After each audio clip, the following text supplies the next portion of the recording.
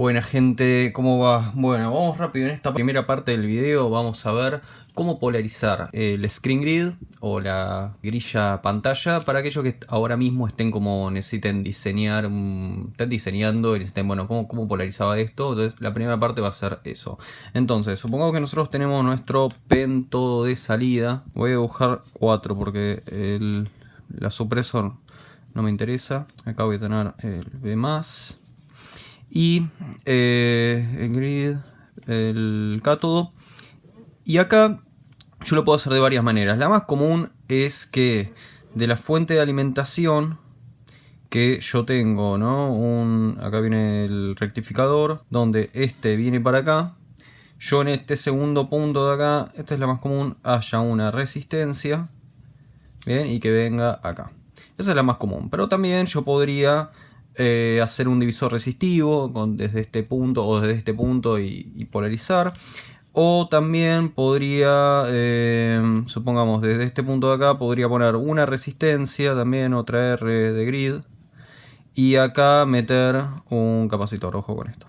Acá poner un capacitor, que este capacitor esté sintonizado en las frecuencias, puede ser varias frecuencias, pero generalmente si vamos a querer una continua en este punto de acá, esto lo sintonizo, no sé, en 10 Hz, póngale 20 Hz, pero también lo puedo sintonizar en frecuencias de audio y generaríamos una realimentación, que eso lo vamos a ver un poquito más adelante. Bueno, ¿qué tensión voy a poner acá en el screen grid? Bien.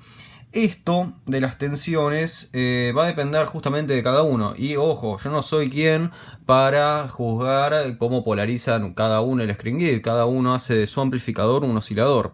Pero la cuestión es la siguiente. Suele pasar que uno agarra una hoja de datos y los valores de referencia que te tiran ahí para una etapa de salida son muy bajos, bien, no sé, 250 volts, pero nosotros quizás necesitamos 400 volts. Y para una etapa de preamplificación son muy altos. Generalmente en una etapa de amplificación necesitamos, no sé, 100 volts, 150 volts, son ejemplos, no se me agarren con que no, esos valores no son buenos, son ejemplos.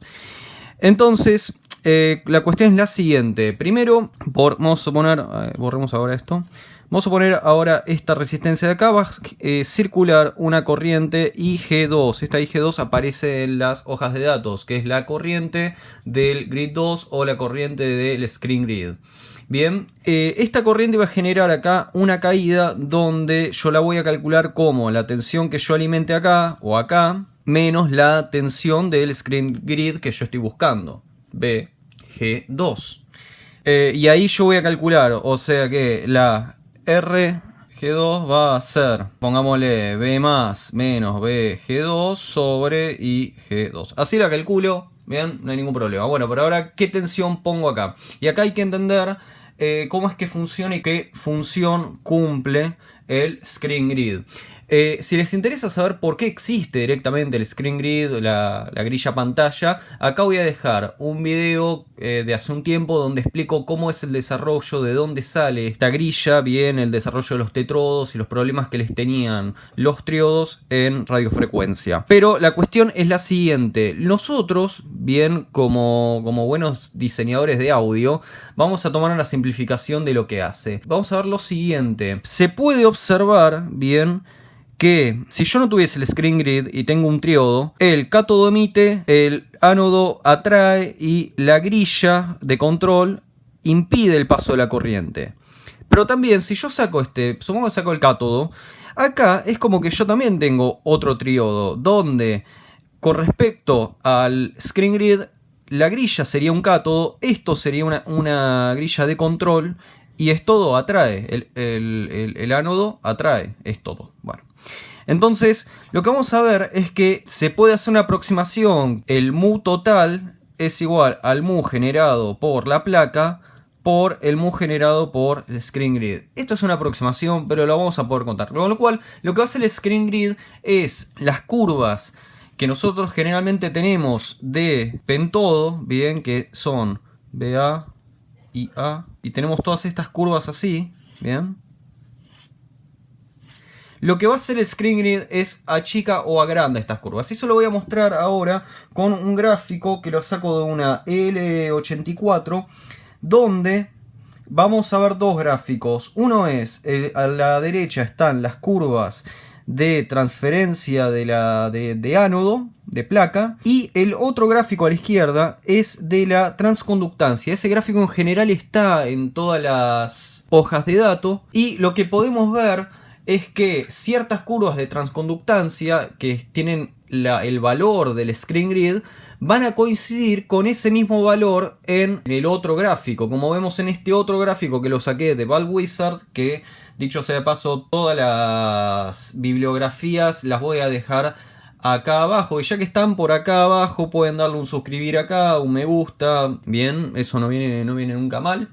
Entonces, ¿cómo es la cuestión? La cuestión es que si yo polarizo el screen grid de una cierta manera, voy a tener ciertas curvas, y si yo polarizo más bajo, las curvas estas se achican, se aplastan, y más alto se agrandan. Bueno, también en las curvas de transconductancia o de mutual conductance, creo que se dice así, nosotros tenemos un par de ejemplos, no tenemos todos, bueno, pero la relación, lo que vos muevas de un punto a otro, de una curva a otra, esa relación la podés achicar en las curvas de placa. O sea, si estas curvas de placa están a 100 volts de screen grid, si yo pongo 50 volts, esto es un ejemplo de screen grid, acá voy a tener la mitad. Puedo dejar de hacerlo de varias maneras. Que las curvas tengan la misma forma, pero acá tengo la mitad de corriente dividido por 2 estos. Acá puedo dejar el mismo valor de corriente, pero tengo que poner a la mitad los valores de grid. Bien, ustedes me entienden, ¿no? Básicamente se achican o se agrandan. Entonces así yo adapto estas curvas a la curva de carga, bien, que yo necesito. Ahora, bien, ahí tenemos la tensión, entonces perfecto. ¿Cómo hacemos con la corriente? Bien, hay otra suposición que tenemos, que es que la relación entre la corriente de ánodo y la corriente de screen grid es fija. Vamos a ponerle A, es fija. O sea que, supongamos que en el valor que nos da, de ejemplo, la hoja de datos, dice, no sé, para 100 mA de curvas de placa tenemos 5 mA de screen grid, ¿bien? Significa que estamos en un 20:1. Significa que si acá yo tengo 200 mA, acá voy a tener 10 mA, y si tengo 50 mA, acá voy a tener 2,5 mA. Entonces ahí, teniendo la tensión y la corriente, ya tenemos VG2 y esto. Bien, perfecto. Esa es la primera parte de este video, así que vamos, apúrense lo que tenían que ir a diseñar un circuito, se ponen de vuelta a diseñarlo y prueban. Bueno, ahora que estamos más tranquilos, vamos a hablar un poco de los por qué y para qué, ya que hablamos del cómo, por qué y para qué voy a polarizar el screen grid de una cierta manera. Y acá van a entrar un par de criterios. Vamos a hablar de dos cosas principales hoy. La primera es el criterio de, bueno, qué tipo de amplificador voy a hacer. Y la segunda es, voy a hablar de los principios de funcionamiento del ultralineal. Así que quédense. Y de paso, ya saben, me dejan un suscribir acá, bien. Y si quieren pueden también chequear mi link de Patreon ahí, si quieren hacer un aporte.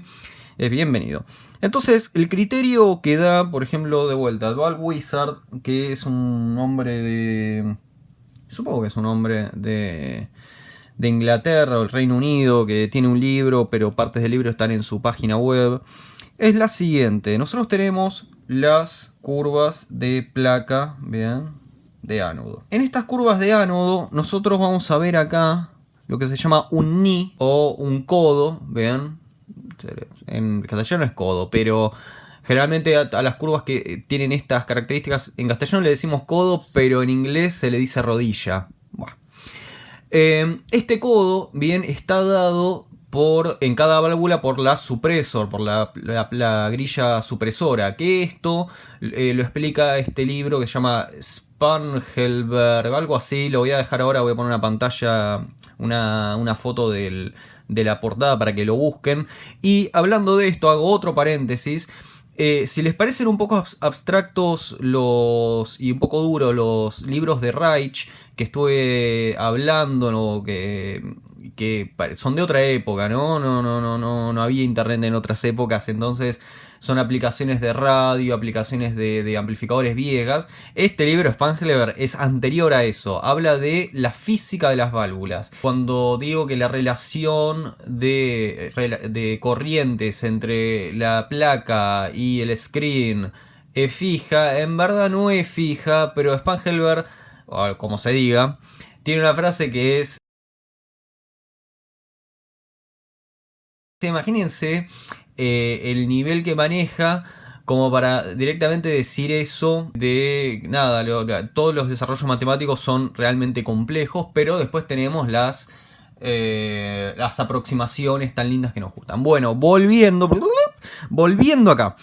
El primer criterio es hacer que la curva de carga, bien, pase por en medio del codo o el knee.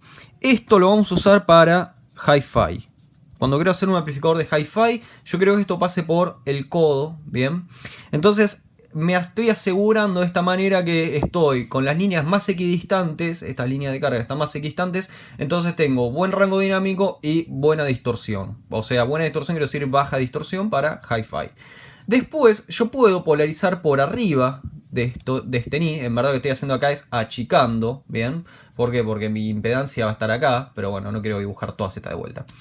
Por arriba de esto, y acá voy en general a tener más armónicos impares, bien. Eso es para un amplificador de guitarra y donde esto se comporta bien como pentodo.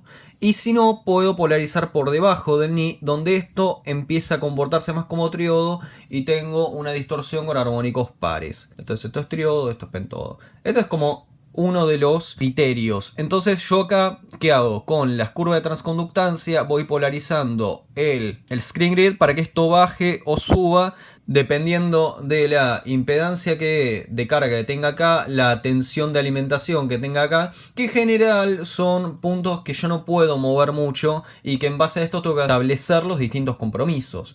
Bien, un circuito que vi hace poco era alguien que hacía con un pentodo, un pre, en donde le daba que acá tenía un megom de screen.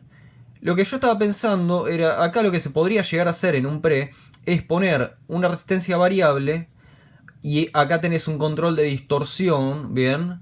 Donde en ciertos puntos podés poner más distorsiones, que esto se vaya para arriba o esto se vaya para abajo, y podrías llegar a hacer, esto es una idea que les tiro, gratarola, para que tengan un pre de micrófono, por ejemplo, ¿bien?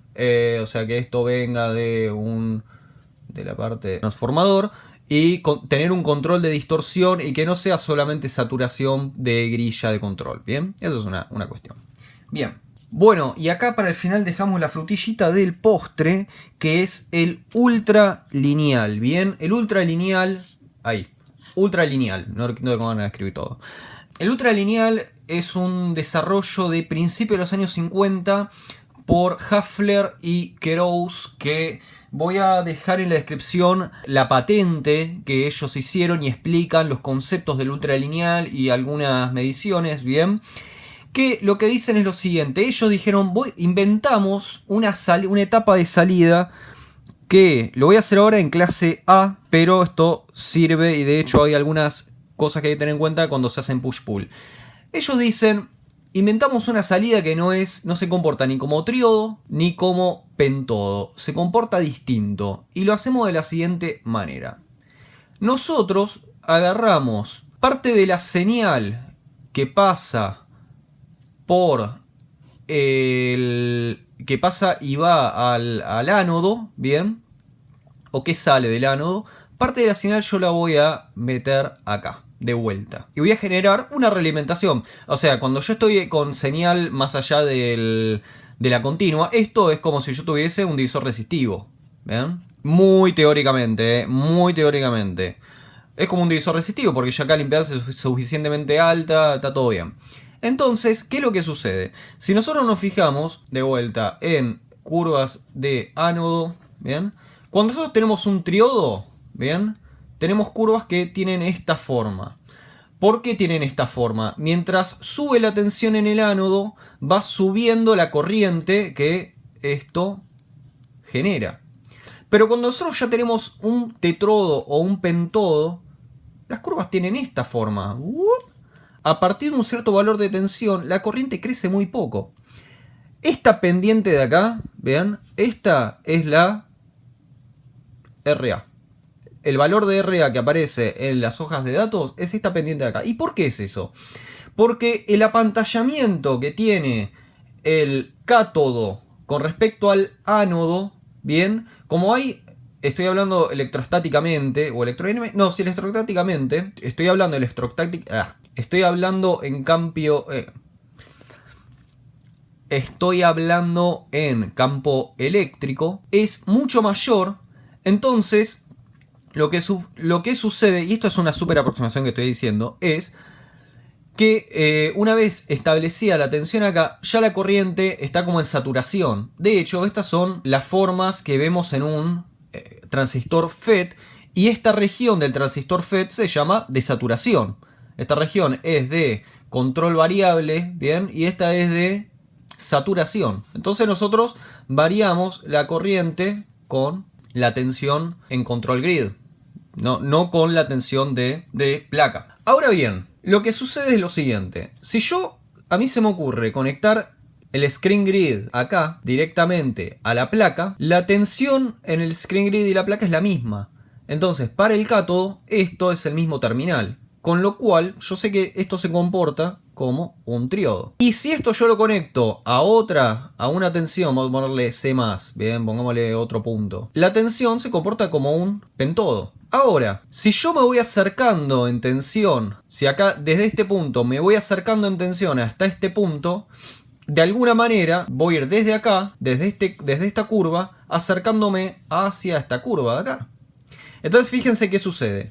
Cuando yo tengo de tensión fuerte, un pico de tensión, en el pico de tensión, si yo estoy, en general este punto acá es 43% de este devanado o 22% creo que es, ¿bien? Es una realimentación. Entonces, cuando la tensión sube, este punto se acerca más a este punto, con lo cual cuando la tensión está subiendo, en esta parte empieza a comportarse como pentodo. Y cuando la tensión está bajando, esto se acerca más acá y ahora se comporta más como triodo. El resultado ideal es esto. Es esta curva de acá. Y eso lo podemos ver en este gráfico, que también voy a dejar en la descripción, ¿ven? Donde vemos el efecto linearizante de la conexión ultralineal. Esta conexión es famosa en los justamente equipos de hi-fi ultralineales, pero por ejemplo hay equipos de guitarra que usan esto. Equipos Marshall usan esta salida, cuando hablamos de 43%, 22%, es este tipo de realimentación. ¿Cuál es la contrapartida? Como toda realimentación, perdemos potencia.